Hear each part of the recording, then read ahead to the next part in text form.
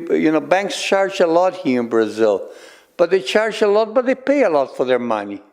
So how do you change that? Let them pay a lot, but the tax burden, instead of being on the lenders, on credit, being on asset. People that have money can pay taxes. People that don't have to pay more. That's very unfair.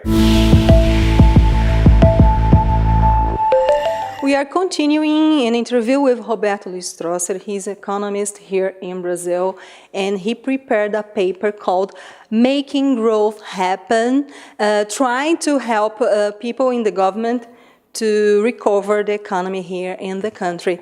Troster, let's talk about your story. You're not Brazilian, you're Argentinian. Why did you choose Brazil, and why do you fight for Brazil? Well, first, I chose Brazil. Brazil is a nice place, nice people.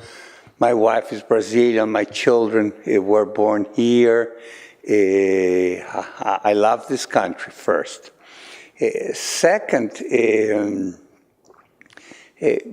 I think Brazil, Argentina, there is a saying that you have something called a great Argentina, and a great Argentina includes Brazil, the same way as a great Brazil includes Argentina. The same way in Europe, a great France includes Germany, Italy, and Spain, We think already of great countries. We depend every time more, the interdependences of all the countries increases.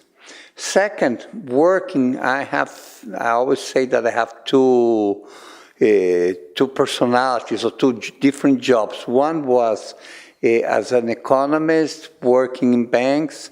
30 years ago, I was head of the technical department of a bank, and I had to understand, how the bank functioned, how external forces affected the bank. And also was a researcher at the university. Was doing first my PhD, and I always did some consulting, some research for.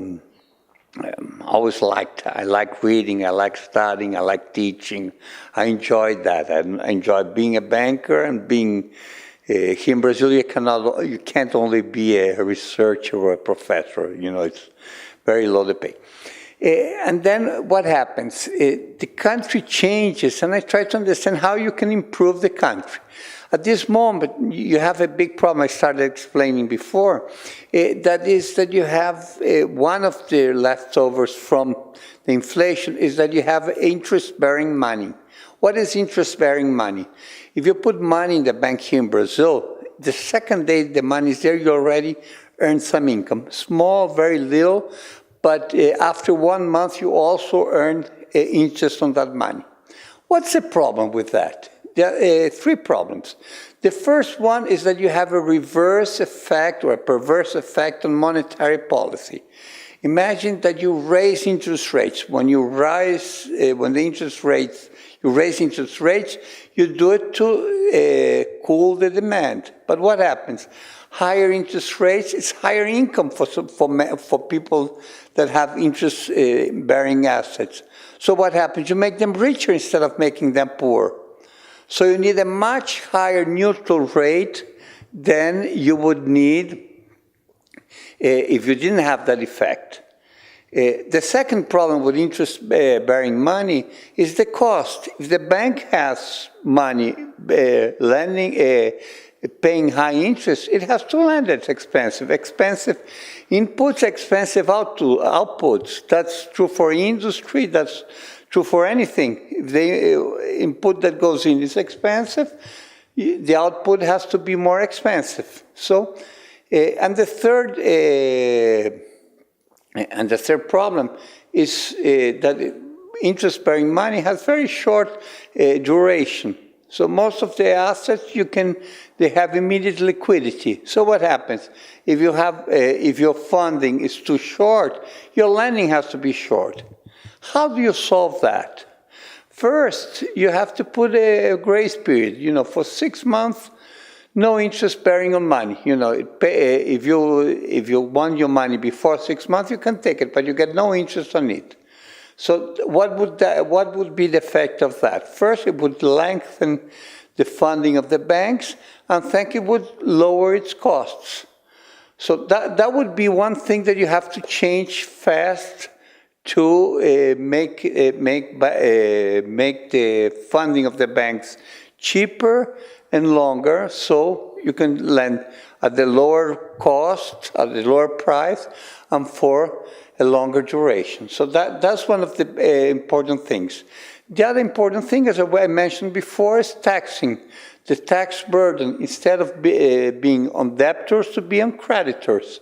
People, banks charge a lot here in Brazil, but they charge a lot, but they pay a lot for their money.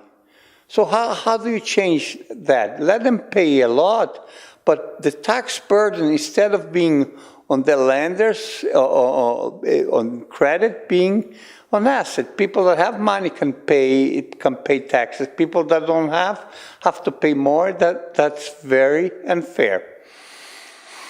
Third, you have the dynamics. How do you solve the dynamic problem? How do you solve a perverse equilibrium? You have many examples. Suppose we all go to a restaurant, and then you have two dishes. You can choose two courses. One costs, let's say, 20 Swiss francs, and the other one costs 80 Swiss francs. It's more logical, for everyone to choose the 80 Swiss francs. Why? Because you're going to share the bill. So what does everyone do? Take the most expensive one, and everyone has a high bill. Well, the rational thing would be, okay, everyone.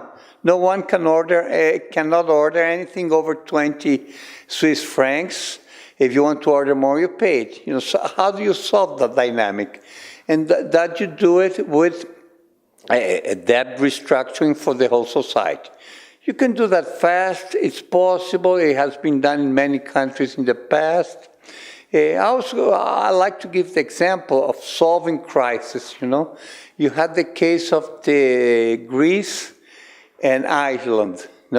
Both countries had the crisis. The crisis was stronger in Iceland than in Greece. But what did Iceland do? It went right down to the problem. The problem was credit. Okay, let's solve the credit for the people, not for the banks. That's what Greece did. Unemployment in Iceland is at 4%, while in Greece it's at 25%. Public debt in Iceland is falling. In Greece, it's 50% higher than it was at the beginning of the crisis. Growth in Iceland began 3 years after the crisis. In Greece, it's still lagging at it's going by lower than 2%. So you have to change policies. You have other examples. For example, in the crisis in the 30s here in Brazil, the whole world was hit by that dark Tuesday in the United States, with the drop of the stock market over there. Some countries adapted itself. Brazil did a very different policy with some reforms, some industrialization, burning coffee. And then what happens? Well, the other countries continued shrinking the GDP. Brazilian GDP in the first 5 years after the crisis grew 11%. I think we can do the same thing now. We can grow fast. The last 8 months since the new government took over, in spite of everything, projections are not rising, and they can do it. It's just a matter of changing the way they are doing things. Troster, you talked also about recovering the government legitimacy here in Brazil. Is it possible? It is possible. What does a government have to do to have legitimacy? Show that it's willing to change the country. There's a very good definition of obsolescence. You're an obsolete when external change is bigger, it's faster than internal change. The country has to change. The government has to show, look here, I'm going to tax people that earn interest, not people that pay for credit.